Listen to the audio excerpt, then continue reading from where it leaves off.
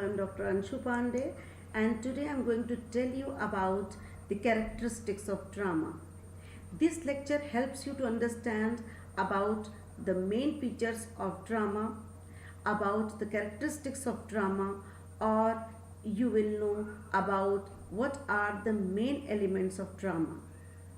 So let's start. Drama is a sole literary form because they are considered to be acted out on a stage before an audience. The word drama comes from the Greek phrase dran, meaning to act or to do. As literature in action, drama brings a story to life before our eyes. The story of a play or drama is told through dialogue and action and is included with the setting that the audience observes largely from outlook and support. So let's talk about what are the main elements of drama. Number 1, characters. Characters are the people in the play's plot. The main characters are more important to a work and usually have a bigger part to play.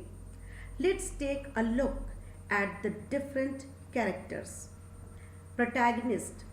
The main character, usually the one who sets the action in motion. Example, Hamlet is the protagonist in the play Hamlet. Antagonist.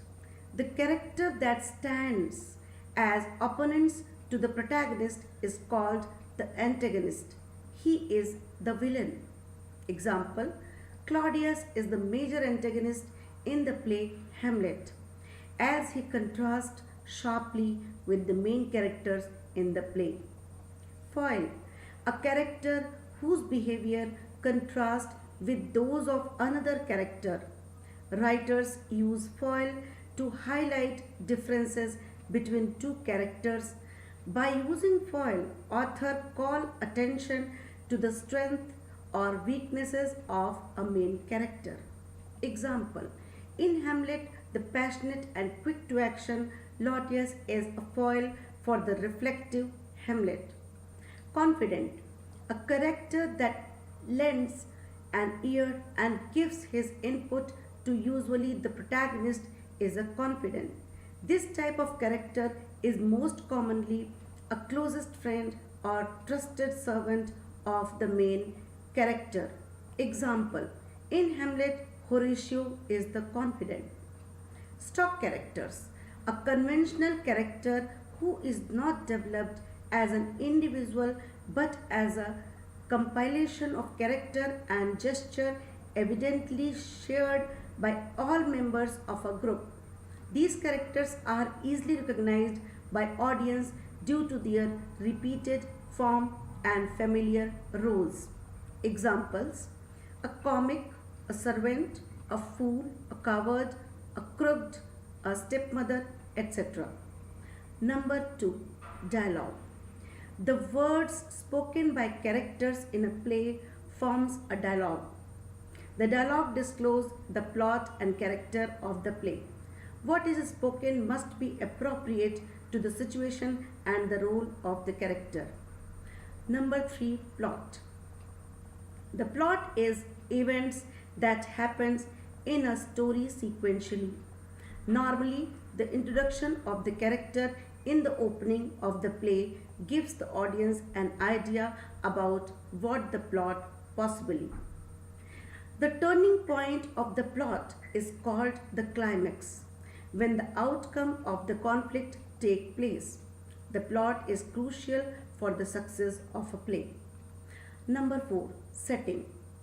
The setting and time in a play tell us where the story happened and the time it happened. The setting is very important because what usually happens in the play is influenced by it. In setting, the lighting plays an important role for it, shows an illusion of time. Lighting also may be used to focus on an action or stress the significance of an incident. Number 5, stage directions. To complete this purpose, the writer communicates to the actors, director and the rest of the team in the play by means of a stage direction. Stage directions may also include the character's body language, facial expressions, and even the tone of voice. Thus, stage directions helps us understand the feeling of the character and the mood of the story. Sixth, theme. The theme actually tells what the play means. Theme has been described as the soul of the drama. The theme can either be clearly fixed through dialogue or action, or can be conditional from the entire presentation. We shall conclude plot and theme in drama should balance each other and should be coordinated to give a complete output. General themes are conflict between two individuals, conflict between man and the supernatural power, conflict between the man and himself. Thus, we can say that these are the main elements of characters of drama. But when we talk about traditional plays, a traditional play thus came to be a five-act play. What was the structure followed here?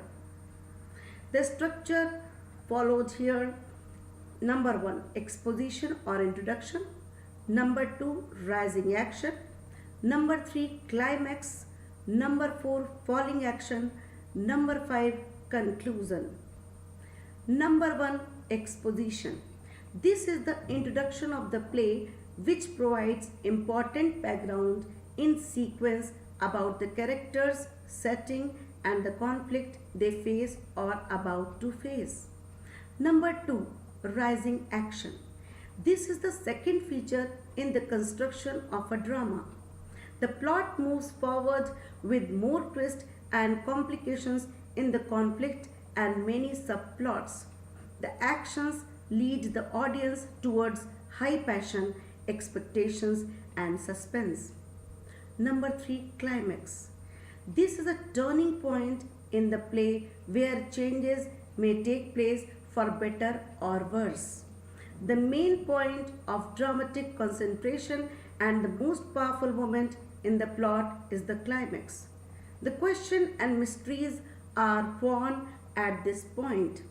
It is a turning point in the play for the characters where things from then on will either turn out better or worse for him, depending on the kind of play it is.